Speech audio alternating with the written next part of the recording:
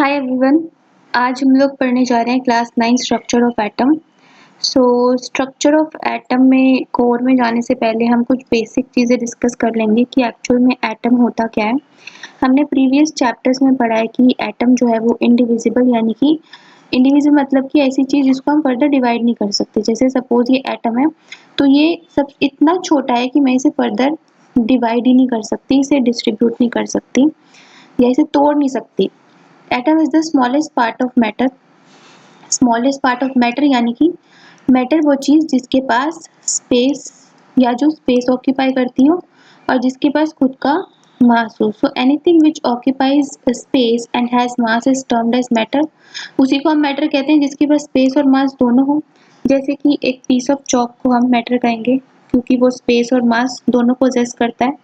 Similarly अगर हम human beings की बात करें तो वो भी स्पेस और मास दोनों पोजेस करते हैं तो वो भी मैटर में आएंगे। सो जो भी चीज़ें आपके आसपास हैं जो स्पेस ऑक्यूपाई करती हैं उनका मास है, ठीक है, उसे हम मैटर में कैटेगराइज करते हैं। और मैटर जो है अब जो मैटर की सबसे छोटी यूनिट होती है यानी कि मैटर को जब हम बहुत ही स्मॉल पीसेस में डिवाइड करते हैं जो सबसे छोटा पार्टिकल निकलता है, स्मॉलेस्ट पार्ट, उसे हम क्या कहते हैं? एटम कहते हैं। जैसे कि सपोज मेरे पास एक चौक है या फिर कोई भी स्टोन का पार्टिकल है, मैं उसे डिवाइड करती जाती हूँ, उसे तोड़ती जाती हूँ और आखिर में एक सबसे छोटा पार्ट निकलता है जो कि फर्दर डिवाइड ही नहीं हो सकता। एटम्स को यूजुअली हम देख नहीं सकते, उन्हें देखने के लिए हमें स्पेशल इंस्ट्रूमेंट लगता है जो कि माइक्रोस्कोप वगैरह होता है। उसी से हमें पता चलता है कि इतने छोटे होते हैं कि इनको आगे विचारों को डिवाइड ही नहीं किया जा सकता। ये सबसे छोटे पार्टिकल, सबसे छोटा पार्ट होता है मैटर का। और ये जो स्टेटमेंट है वो हमने लास्ट के चैप्टर में पढ़ी थी, डाल्टन ने प्रपोज की थी। डाल्टन एक साइंटिस्ट हुए हैं जिन्होंने इस चीज़ पे एक्सपेरिमेंट किया था और उन्होंने ये प्रपोज किया था, ये स्टेटमेंट को फाइनल कर दिया था कि एटम से छोटा कुछ हो ही नहीं सकता। आगे फर्दर हम इस चैप्टर में पढ़ेंगे कि जो एटॉमिक थ्योरी जो हमारे डाल्टन ने दी है कि इंडिविजिबल होते हैं एटम, ये सच है भी या नहीं, या जो एक्सपेरिमेंट डाल्टन ने परस्यू किया था वो एक्चुअल में ट्रू है या नहीं। तो अब जैसे जैसे साइंस इवॉल्व हुआ, जैसे जैसे साइंटिस्ट को नए नए माइक्रोस्कोप्स और नई नई टेक्निक्स और मेथड्स के बारे में पता चला कि हम मैटर के अंदर और डीपली देख सकते हैं, हम एटम के अंदर भी देख सकते हैं। जैसे जैसे साइंस इवॉल्व हुई, जैसे आईफोन्स इवॉल्व होते हैं, आईफोन 14, 15, 16 ऐसे इवोल्यूशन होता है। सिमिलरली माइक्रोस्कोप्स का, साइंस में डिवाइसेस का, मेथड्स का भी इवोल्यूशन हुआ और उन्होंने एक एक्टिविटी करी जिन्होंने उसमें क्या किया, rubber glass rod with a silk cloth. उन्होंने एक ग्लास रोड ली, ये एक ग्लास रोड ली और उन्होंने इसको एक सिल्क क्लॉथ से रब कर दिया। ड्राइंग पे मत जाना, बट हाँ, उन्होंने एक ग्लास रोड ली और एक सिल्क क्लॉथ लिया और उसको इससे रब किया। And bring the rod near an inflated balloon. Inflated यानी कि एक बलून जो फूला हुआ है उसके पास लेके गए और उसको ऑब्जर्व किया। अब जब उन्होंने ग्लास रोड को सिल्क क्लॉथ से रब किया तो उन्होंने इस रब की हुई रोड को किसके पास लेके गए? बलून के पास लेके गए।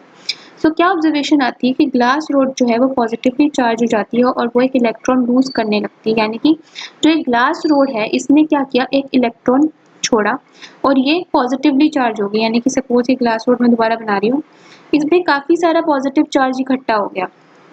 अब ये पॉजिटिव चार्ज कहाँ से आ रहा है, कैसे आ रहा है, क्यों आ रहा है? क्या होता है कि ग्लास रोड के भी अपने एटम्स हैं और एटम्स के अंदर क्या थे, इलेक्ट्रॉन्स थे।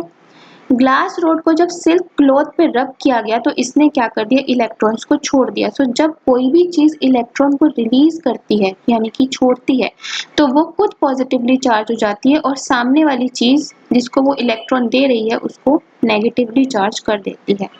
क्या कर देती है, नेगेटिवली चार्ज कर देती है। तो इसने क्या किया, ग्लास रोड ने एक इलेक्ट्रॉन छोड़ा और वो इस सिल्क क्लॉथ को दे दिया। सिल्क क्लॉथ तो नेगेटिवली चार्ज हो गया और ये पॉजिटिवली चार्ज हो गई। अब जब इस पॉजिटिवली चार्ज रोड को हम बलून के पास लेके गए तो बलून के ऊपर तो कोई चार्ज ही नहीं था। जैसे इसको बलून के पास लेके गए, इस पॉजिटिव चार्ज ने इस बलून के अंदर नेगेटिव चार्ज को अट्रैक्ट कर लिया, क्योंकि हमें पता है कि लाइक चार्जेस यानी पॉजिटिव पॉजिटिव एक दूसरे को रिपेल करते हैं, भगाते हैं, एक दूसरे से भागते हैं और पॉजिटिव नेगेटिव अट्रैक्ट करते हैं। तो इस पॉजिटिव रोड ने इस बलून के अंदर नेगेटिव चार्ज को अट्रैक्ट कर दिया और अल्टीमेटली बलून जो है इस रोड के पास अट्रैक्ट होके आ गया।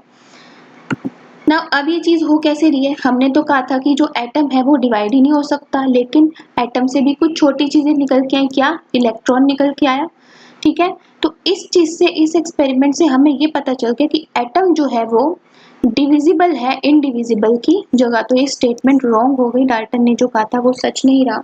और हमें ये पता चला कि जो हमारा इनडिविजिबल का क्राइटेरिया है, हमारा जो एटम है उससे भी छोटा कुछ एग्जिस्ट करता है उसके अंदर, जिसे हम इलेक्ट्रॉन कहते हैं।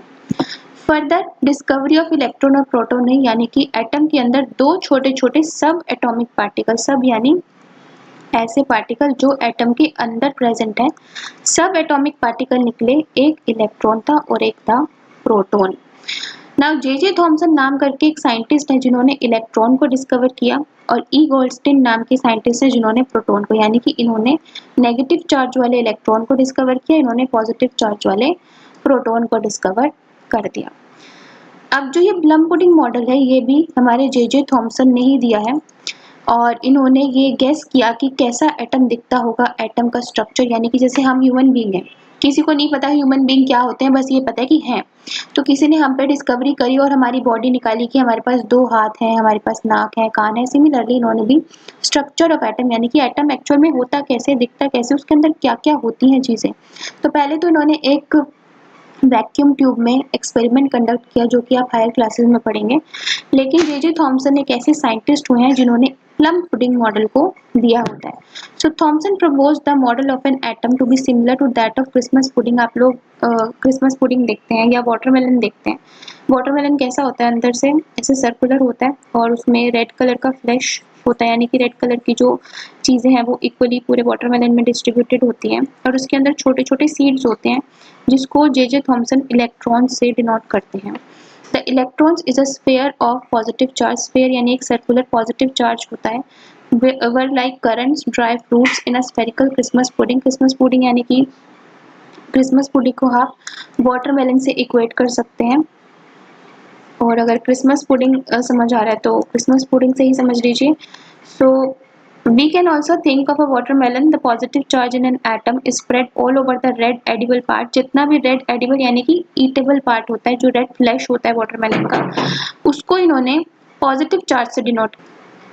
तो वाटरमेलन के अंदर जो भी रेड कलर का लाल रंग का पार्ट जो कि आप लोग खाते हैं यूजुअली, उसको इन्होंने पॉजिटिव चार्ज से डिनोट किया। इन्होंने कहा कि वो सारा पॉजिटिव चार्ज है, और उसके अंदर जो छोटे छोटे बीज होते हैं उसको ये कहते हैं कि वो जो है वो हमारे इलेक्ट्रॉन है। मैं उसे ब्लैक कलर से कर देती हूँ हाईलाइट, कि ये छोटे छोटे सीड्स है हमारे वाटरमेलन के अंदर, इसको इन्होंने इलेक्ट्रॉन बताया कि ये छोटे छोटे सीड्स इलेक्ट्रॉन रहेंगे, बाकी का जो रेड पोर्शन है वो हमारा पॉजिटिव चार्ज रहेगा।